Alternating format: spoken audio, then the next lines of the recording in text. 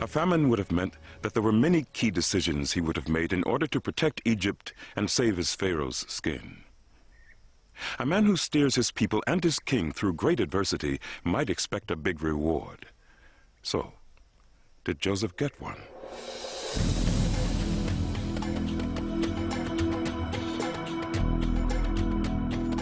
As a reward for his achievements, Joseph asks Pharaoh if his family can settle in Egypt. The Bible says Joseph and his brothers settled in a city called Pi-Ramesses. But archaeologists surveying the area could find no trace of the city.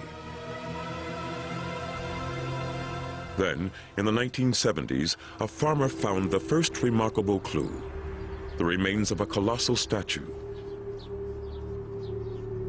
Archaeologist Irina Forster-Muller thinks the statue proves that this was the site of the city mentioned in the Bible.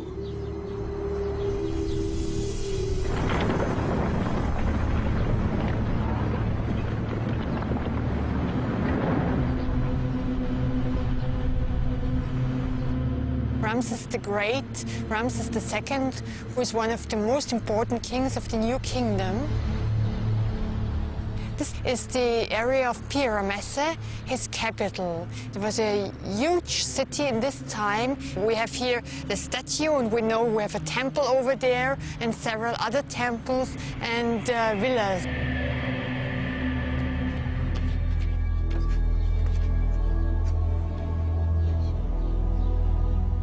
The find raised hopes that this was where Joseph had settled and was reunited with his brothers.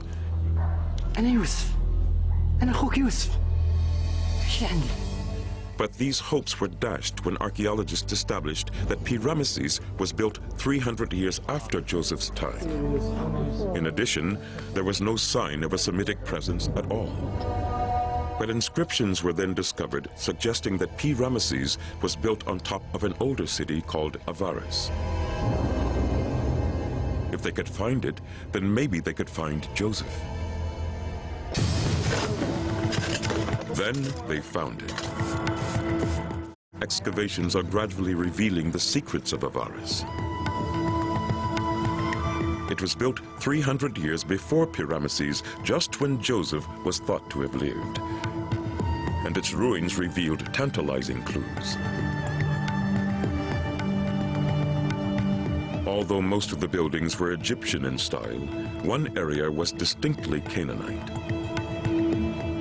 But the most compelling evidence of a Semitic presence came from inside the houses.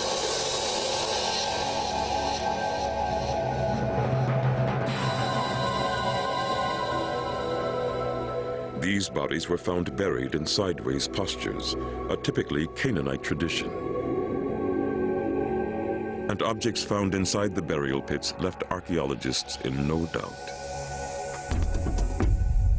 We have a lot of Canaanite shapes, like the jugs here, combined with Egyptian shapes, like the small vessel here. We find sometimes weapons attached to the tombs, like this sword. It's made of bronze. And then with the same tomb comes a belt in very fragile condition, which the male burial had around his hip.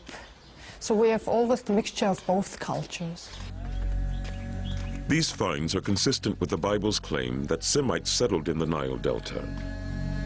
But only poor Semites, perhaps slaves.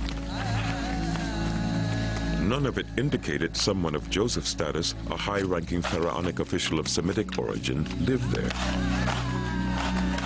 But further finds at Avaris suggest that archaeologists are closing in on that elusive evidence.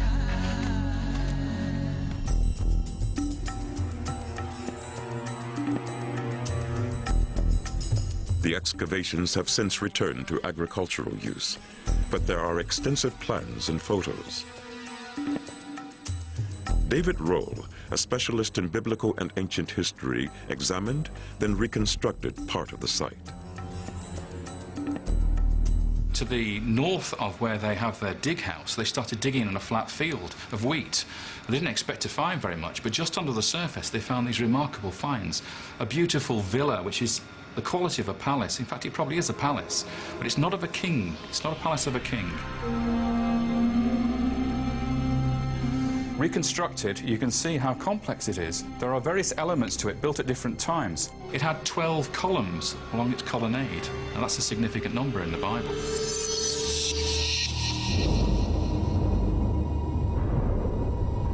This small palace looked like the home of a high-ranking official.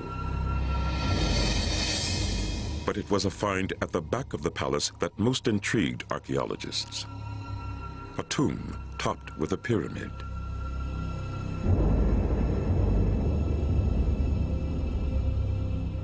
The tomb was over there, to the south of the palace, and one of the most interesting tombs was that of a dignitary with a tomb chapel.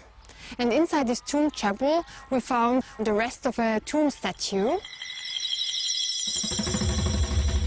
The statue had been vandalized, but when reassembled, it shocked the experts.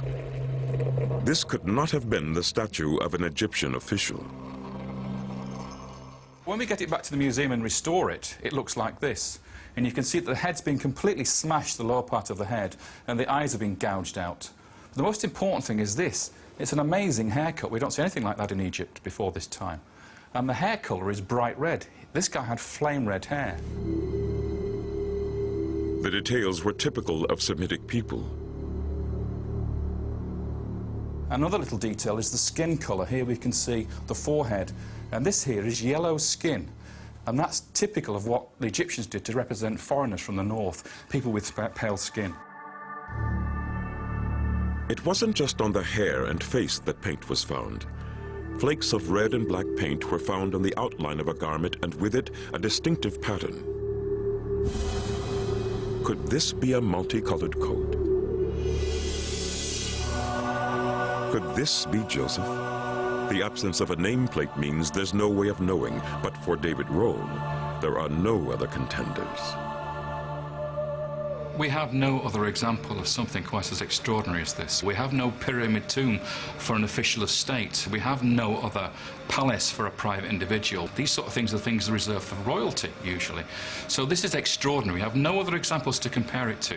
But if you're trying to imagine the rewards of somebody who gave such service to Egypt, who saved it from the famine, you would expect these type of things to be given.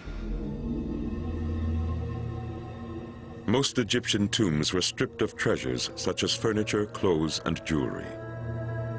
This tomb was no exception, but in this case, the bones were also taken away. If a plunderer had gone in there to wreck the tomb, he wouldn't have left the bones behind. He wouldn't have taken the bones away. Bones don't have any intrinsic value. So somebody's removed the body from this tomb. Now, the story of Joseph is, at the time of Exodus, when Moses takes the Israelites out of Egypt, he takes the coffin of Joseph with him, so he would have left an empty tomb. So here we have a guy with a multicolored coat with an empty tomb. It's got to be Joseph. And the Joseph story is important for that reason, providing the link to the Exodus. Joseph brought the Israelites into Egypt. Moses took them out during his journey, receiving the Ten Commandments and the foundation of a moral code for Jewish, Christian, and Muslim peoples. But 1,000 years separates the writing of the Joseph story from when it was supposed to have happened. It is likely that the story was embellished in places for religious reasons. Despite all this, the balance of evidence does suggest that someone like Joseph, a complete outsider, could have risen to the top of one of the world's greatest civilizations.